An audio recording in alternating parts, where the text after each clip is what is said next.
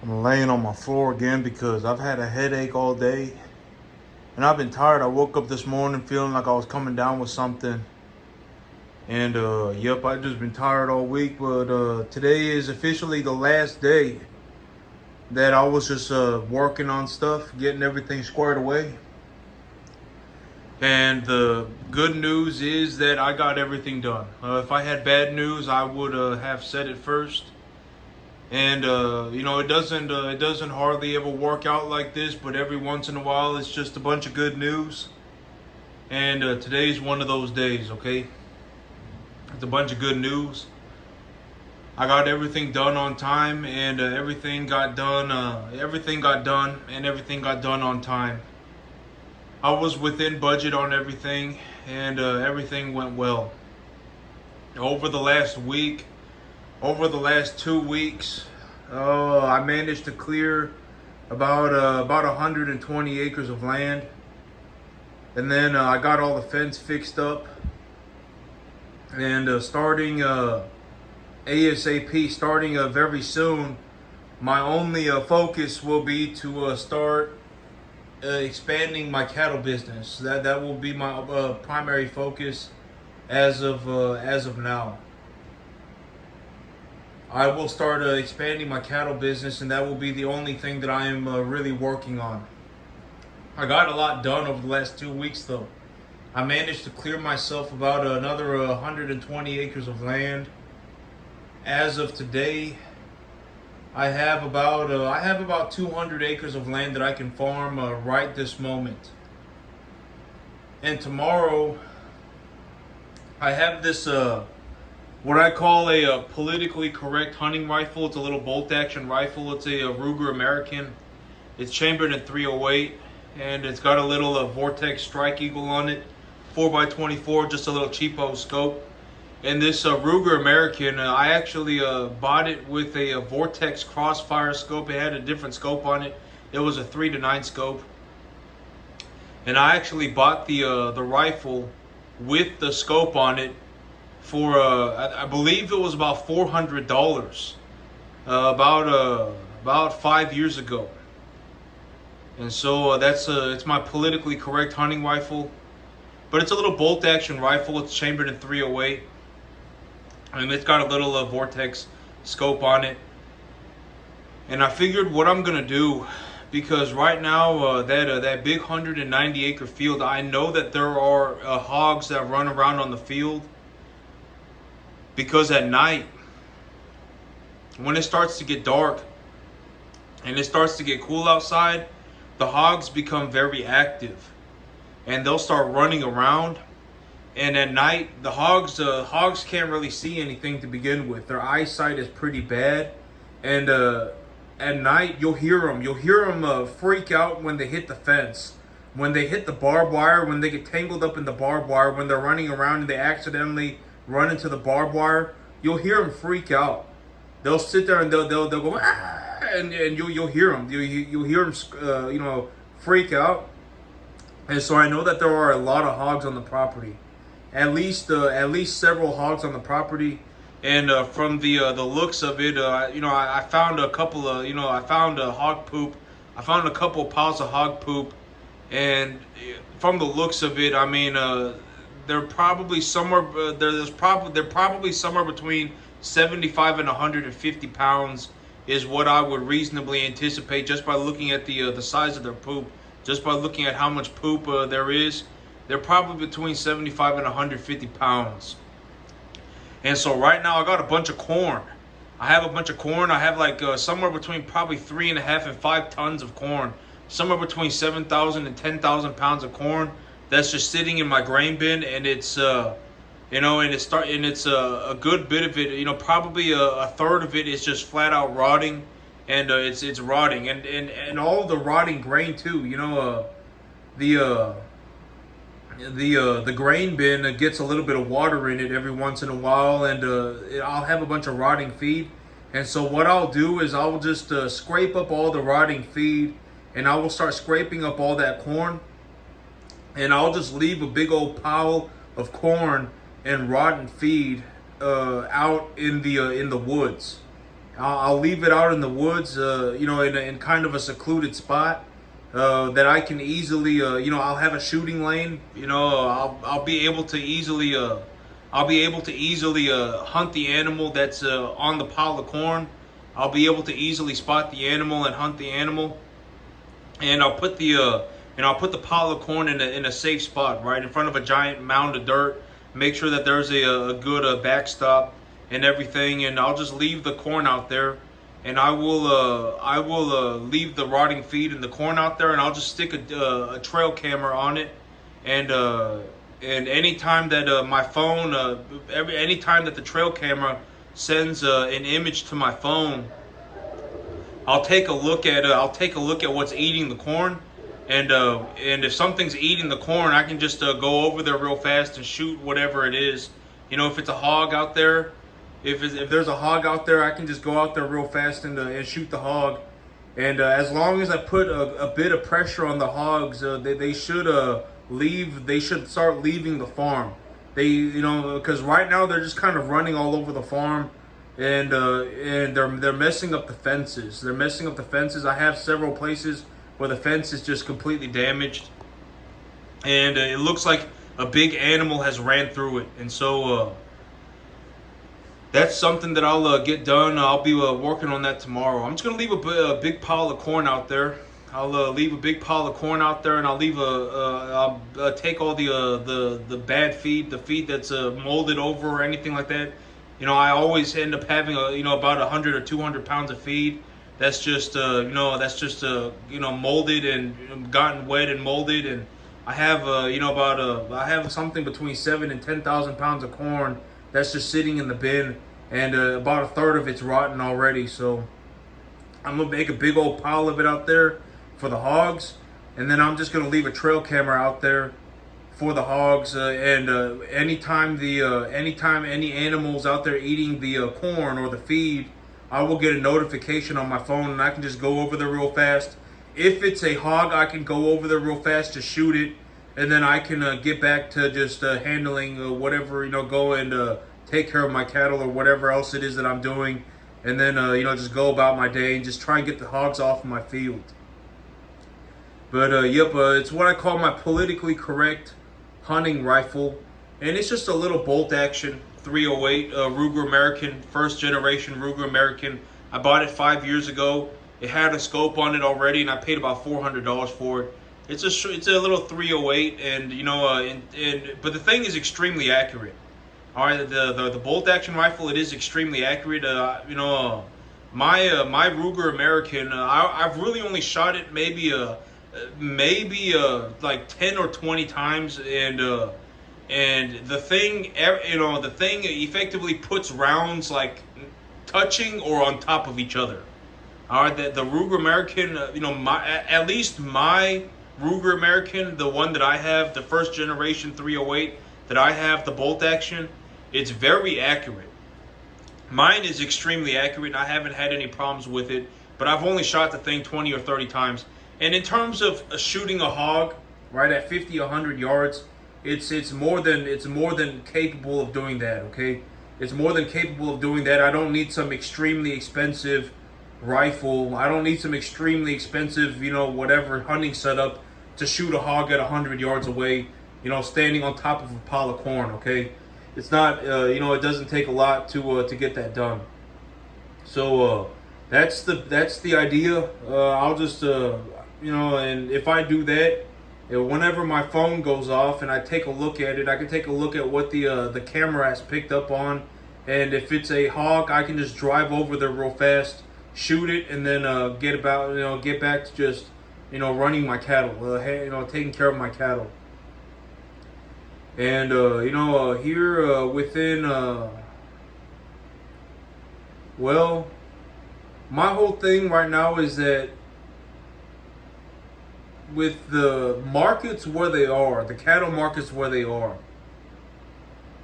the best way for me to really kind of just describe what am I looking at, what am I seeing, right? What do I see in the cattle markets?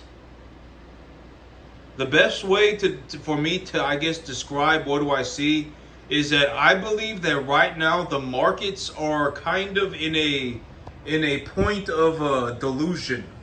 There's a bit of there's a margin of desperation. There's a margin of delusion. There's a margin of greed. Okay, there the cattle market right now. Some people are kind of desperate. Okay, let's just be honest about it. Some people are desperate. They got a bunch of corn, and if they're going to absolutely lose money on corn, then they may as well just feed it to the cattle, right? And then it's like, well, and that's kind of a rough spot. That's a very difficult spot to be in. Oh, there are people who are kind of delusional, right? They're just getting into the cattle market, and they've decided that the reason that they're going to get into the cattle market is for the money, okay? And running cattle is not some easy thing. All right, those people will probably also lose money. And then there's also a margin of greed. There are also, people who are just, well, I guess, delusion and greed is very, it goes hand in hand. And so I personally think that right now the market is kind of in La La Land territory. The market is starting to enter La La Land territory. There are people that are delusional. There are people that are desperate, and there are people that are greedy in the markets right now, and that's driving up the price a lot. That's not driving up the price a lot, but it is driving up the price. And here's the thing: all of those people, if you're doing things like putting all of your money into the market at the same time, and et cetera, and this is also the thing: whenever you sell cattle, granted that you are not selling your cattle like on a private treaty. Granted that you are not going to, Farmer Joe across the street and selling your cattle to Farmer Joe. You are going to have to pay commissions, okay? The seller pays commissions. Like if I take my animals to the sale barn and I sell my animals, I will have to pay commissions to the sale barn, okay? And if my animals, there's also yardage fee. There's a commission. There's a yardage fee. There's you got to pay for the hay. And all in all, it turns out, all in all, with everything combined, it turns out to be, somewhere between, usually about $100, $120 per animal. If I leave my animals there for 2 days or something like that, it usually turns out to be about $100 to $120 an animal, something like that. And so, you also have to factor that in, okay? Anytime you sell your animals, granted that you are not selling your animals on a private treaty, you're probably going to have to pay a commission, okay? And the thing about it is that people tend to move in large groups. I've spoken about this whole thing. You don't want to be a part of a large group. The larger the group is, the lower the IQ is, okay? Almost always and consistently. You have to step away from the group, and you have to take a look at it for yourself. Don't let the group think for the group, okay? You don't want to be a part of the group, because if you're a part of the group and you start to enter things called like group thinking, if you are group thinking, that's a moron megazord, okay? You don't want to be in a situation where you believe that your belief system is that of the group. You don't want to be in a situation where that is your situation, okay? You want to step away from the group, and you want to start thinking about things for yourself. That, it's very important. I've always said, like even me, don't take my word for it. Think about it for yourself. You really want to be in a situation where you are thinking about things for yourself and you are not part of the group. All right? The larger the group is, if you have a group of people, it doesn't matter what the group is, the larger the group becomes, I can almost guarantee it, there will be a correlation in a drop in IQ and the size of the group. The larger the group becomes, the lower the IQ goes, okay? And then once the group starts thinking for the group, now you end up in a situation that's called the moron megazord. You want to be able to step back from the group and think about things for yourself, all right? It's very important. And people tend to move in large groups, okay? People tend to move in large groups. And whenever, the whole thing about the cattle market, what I've said about the cattle market is that when everybody wants to buy cattle, But when nobody wants to buy cattle, nobody wants to buy cattle. Okay, that's effectively the cattle market. When everybody wants them, everybody wants them. But when nobody wants them, nobody wants them.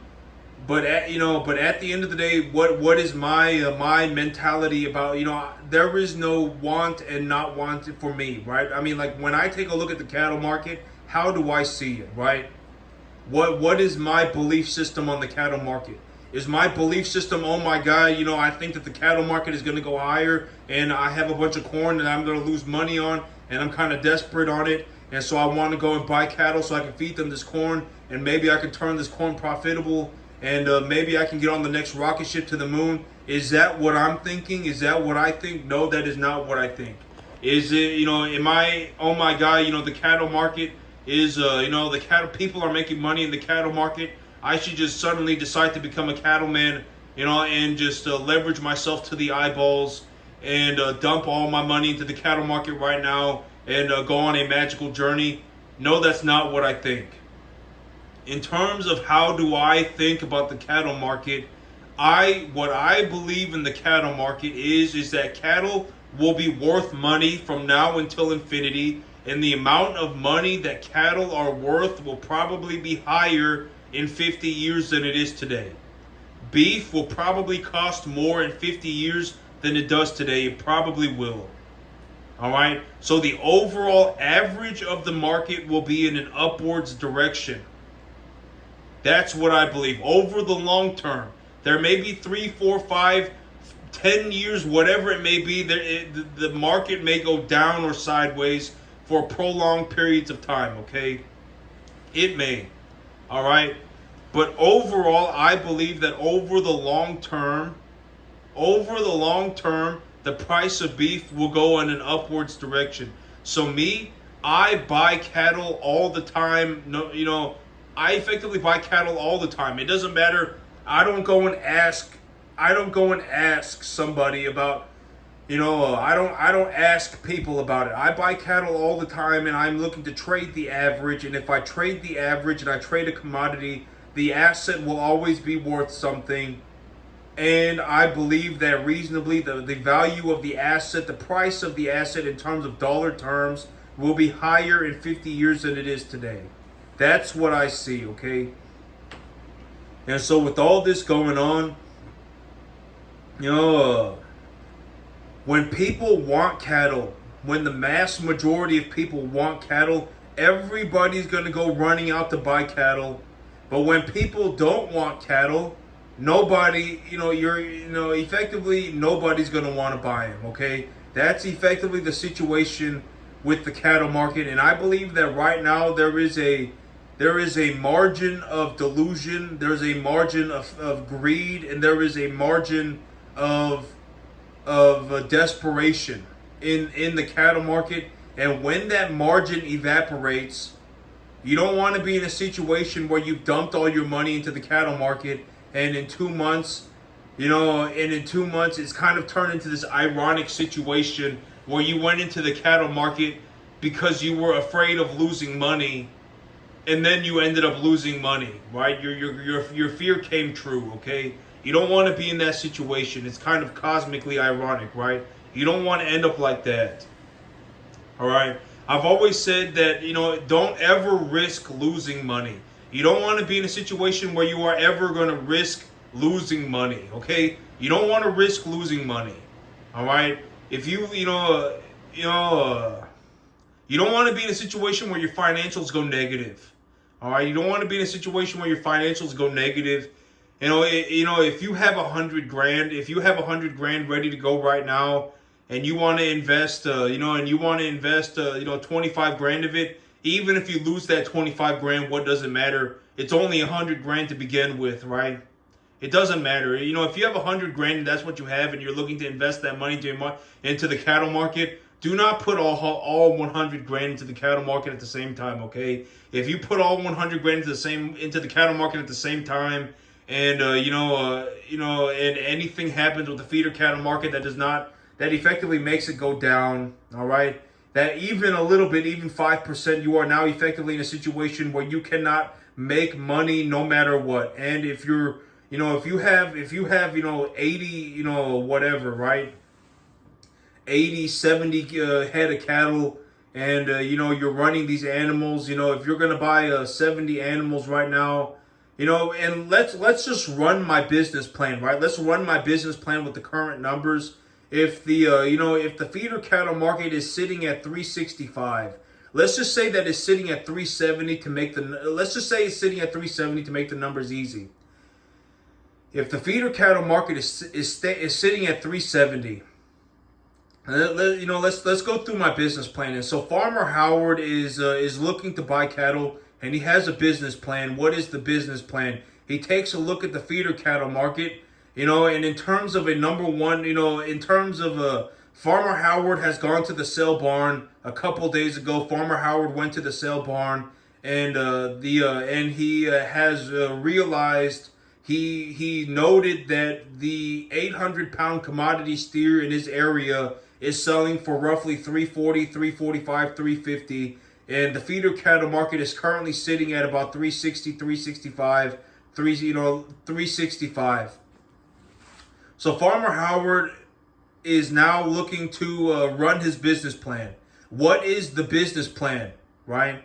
If the business plan, what is the business? If the feeder cattle market is sitting at 365, and Farmer Howard has gone to the sale barn and he has realized that the 800-pound animal in his local market is selling for about 345, then what is the business plan, right? The business plan is to take a look at the 365. That is the feeder cattle price. It is not the local market. It is the overall commodity market, which is the feeder cattle price. And the feeder cattle price is effectively an 800-pound commodity type steer that effectively grades commercially, okay? So this animal, so now what do? Farmer Howard is not looking, the whole business plan does not revolve around me buying number one type commodity animals. I do not buy straight number one type commodity animals. I buy heifers, I buy number one animals, and I also buy number 1.5 animals, right? Like Brayford animals, I buy Brangus animals, I buy Simbras, and and whatever it may be. Okay, I do not buy straight number one type commodity animals. I also buy 1.5 type animals, and I also buy heifers. And in all honesty, even if I can buy a number two type animal and I can still make money on the animal, then I will even buy a number two type animal. Okay. I'll even buy number two type animals. I don't care. If I take a look at the animal and I believe that I can make money, then I will buy the animal, all right? So what is the business plan, and how much would Farmer Howard be paying, and what kind of animal would he be buying?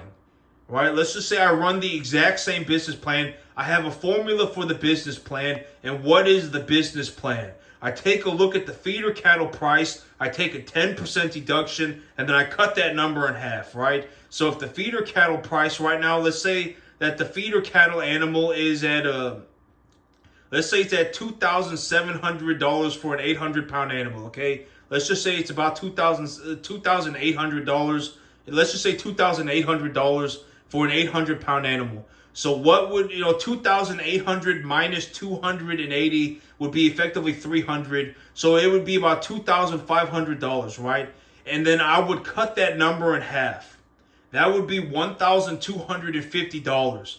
And for that $1,250, what kind of an animal am I looking for? If I just follow the business plan to an exact detail and I don't change a single word on it, which I haven't changed in 3 years. Right? If anything changes, I will legitimately tell you. I will say something has changed, okay? And the business plan has changed. But as long as I follow the business plan to a fine detail and I don't change a single word on it, what kind of animal would I be buying for the $1,250? A 250-pound beef animal. All right, that's what I would be buying. A number 1 to 1.5 type. It could even be a number 2 type. I don't even care as long as I can make money. All right, if it was a number 2 type animal, I'd be looking to pay a little bit less, but more, for that $1,250, what would I be looking for? A 250-pound number 1 to 1.5 type, medium, large frame, steer, bull, or heifer. All right, it could even be a heifer, okay? That's what I'm looking for. I'm looking to pay $1,250 for a number 1 to 1.5 type, 250-pound animal. That's the business plan, and that's what the business plan has been for years. I haven't changed the business plan. I haven't changed one word on the business plan in years. That is the legit. I take the feeder cattle price, I take a 10% deduction, and then I cut that number in half. And when I do that, I am looking for a 250-pound beef animal. Number 1 to 1.5 type, medium, large frame, beef animal. It could be a heifer, it could be a steer, it could be a bull. Small one, okay? A 250-pounder. That's what I'm looking for, okay? And, that's how I run my business. And I'm not saying that you should go out and buy a bunch of 250-pound calves. If anything, you should not buy a bunch of 250-pound calves. If you buy a bunch of 250-pound calves and you don't know what you're doing, you're legitimately doing, it's going to be, I'm not going to tell you to not do it, because that's how I started. That's how I got into the business. But I'm telling you, if I had known better, I'm not even going to say that, because at the end of the day, I got to where I am, but there was a lot of hardship involved. It's a very rough business. It is a very rough business. All right, I'm not suggesting that you go and buy a bunch of 250-pound cattle from the sale barn, okay? I'm not suggesting that. I'm just saying that is the business plan, okay? That's been the business plan for years, and I haven't changed one detail on it, all right? And so, granted that I do that, I just stick to the business plan. I'm effectively looking to buy 250-pound cattle right now for about $1,250. That's about the budget that I'm looking to, that's about what I'm looking to pay for the animals right now. And so, but that's the thing, with the cattle market where it is right now, be very careful. You don't want to be in a situation, because you also have to understand that when you sell animals, you are going to have to pay commission. If you're granted that you're going through some kind of a sale barn based system, or some kind of a you're gonna have some whatever. It could even be an online auction, but you're still gonna have to have people that will put your cattle up on their website for sale, and you're gonna have to pay commissions for that. You're gonna have to pay commissions. So be very careful, okay? You don't want to be in a, but I would personally, from what I see in the markets, I personally believe, and this is just me with the utmost sincerity, all right, when it comes down to it, all right, I do very well for myself in the cattle business. It is what it is. Money's not an opinion. All right, if you think that it's easy, to to make $25,000 a month in the cattle business, if you think that it's easy to make $35,000 a month in the cattle business, then go and do it. All right, because at the end of the day, nobody cares about an opinion. I actually do this stuff in real life. I actually shrank my balance sheet. I used some of the capital to pay off some of my debt, and I also used some of the capital to clear up the land and fix up all the properties. So now I can expand my business out to about 200 acres and not worry about it, right? That's where the money went. I paid off some debt, and I used some money to fix up the properties, okay? That's where the money went. And starting effectively right now, I will be growing the business. That will be my primary focus, will to just be expand the size of my cattle herd. And I do very well for myself. And I've always said that the whole thing about it is that God, honest truth, if I had a Bible, I would put my hand on it. Honest to God. I don't know how else to put it. Honest to God. At the end of the day, it just is what it is, okay? God as my witness. If I had a Bible, I would put my hand on it. And, I don't know how else to put it, okay? If I had a Bible, I would put my hand on it, and I'm being completely honest about it. Just over, even right now, even though I've used up some of the money to pay off some debt, and I've used up some money to clear the land, I will still end up making over 60 grand. It may, it'll be somewhere between 75 and 100 grand in just the next 3 to 4 months. All right, in just the next 3 to 4 months, I'll make somewhere between $75 and $100,000. All right, and if anything changes, I will legitimately tell you. If I go over that amount, I will tell you. If I go under that amount, I will tell you. But a very reasonable estimate for the amount of money that I will net, not how much I will make, but how much I will net in the next 3 to 4 months is about 75 to 100 grand. All right.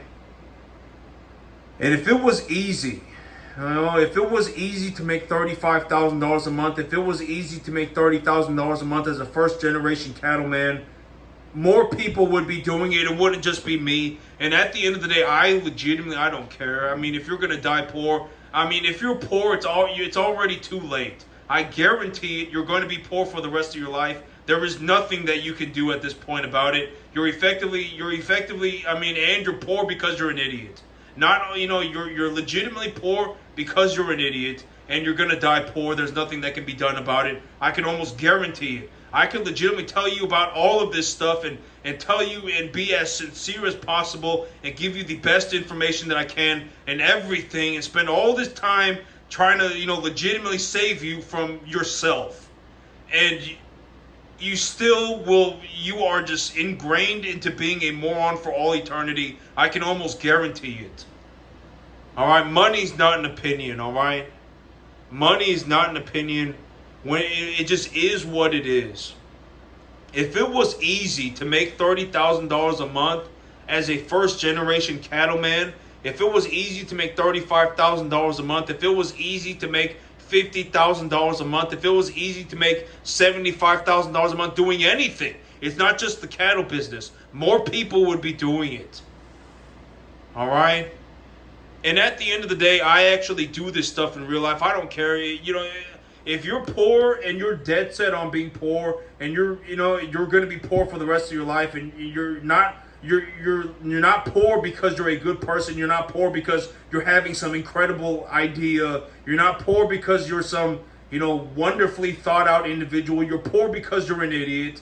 You probably hang out with idiots, and you're going to be poor for all eternity. There's nothing that can be done about it. It's already probably too late. Our money's not an opinion. And why would I care, right? I don't care. I don't know. I'm not malicious. I don't want to see people be poor, right? I'm not going to intentionally I'm not going to go out of my way to make people poor. All right? That's not what I do, okay? I don't want to see people poor. Why would I want to see people poor? The whole thing about it with everything. All right, if you're poor, you're probably poor because you're an idiot. You're not poor because you're a good person. You're not poor because you're some incredibly well thought out individual. You're not poor because you were, you're effectively poor because you're a moron and you're going to die poor. I can almost guarantee it.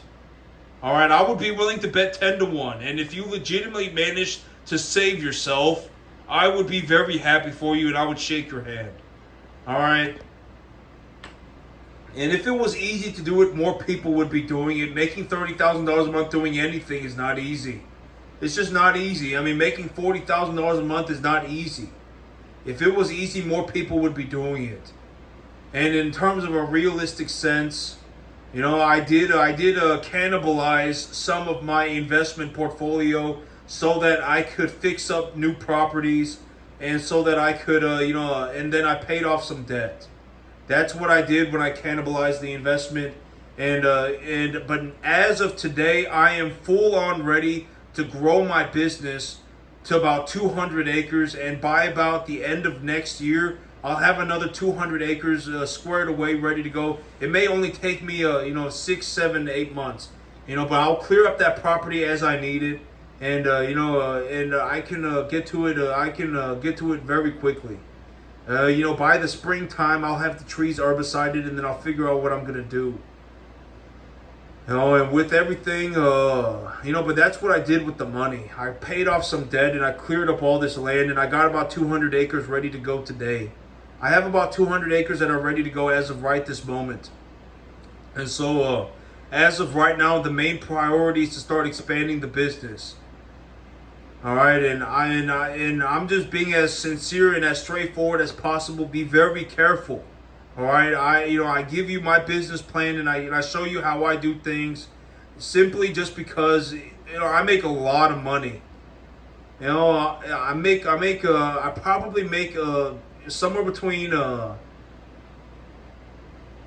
I make almost here's the thing. The amount of money that I am making is actually going upwards very quickly.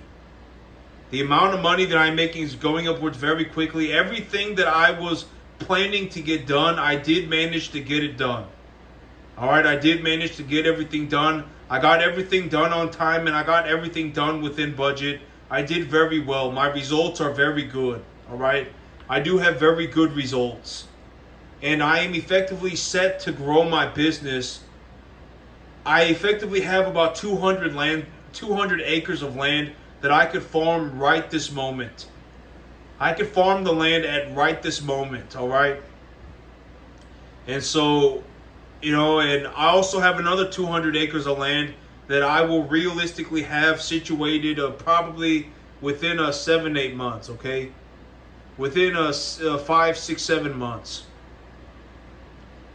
And so I'm doing, I have a total land area right now. As of today, I have a total land area of about 375, 380 acres.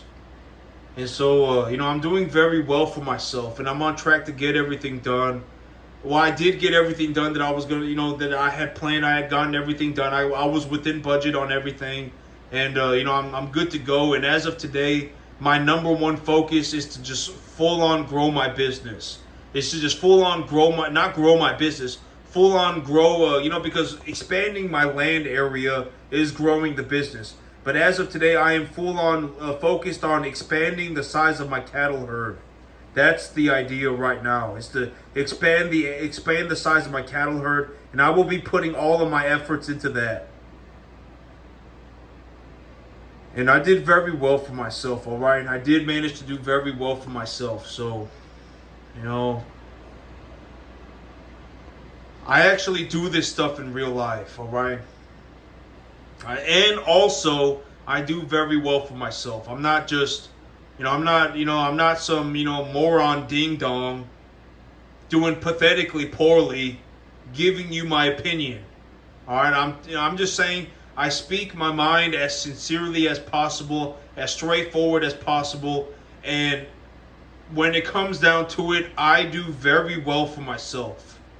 I do very well for myself. And, I'm giving you the best, most sincere advice. I'm not even advice, the most sincere information that I can. All right. Be very careful with the cattle market right now. I do, and who knows, the cattle market may go up a little bit more. Right. It may go up a little bit more, but if at any point the cattle market drops by 5%, and you dump all of your money, and you barely have any margin to be made to begin with, you're gonna lose money. Just be very careful. Make sure you actually take a look at the numbers, okay? Pencil it out and take a look at the numbers. And just understand that even if you cannot buy the cattle today, there's always next week. Eventually the cattle market will, the hype, the energy, or whatever you want, the desperation, the fear, or not the fear, or the fear of missing out, maybe the FOMO, the desperation, the delusion, the absurd nature of the market will eventually subside. Okay, and when everybody wants cattle, everybody wants cattle. But when everybody does not want cattle, everybody effectively do not want cattle. And so just think about the long term, trajectory of the cattle market, and think about profiting and doing well over the long term. That's what I suggest.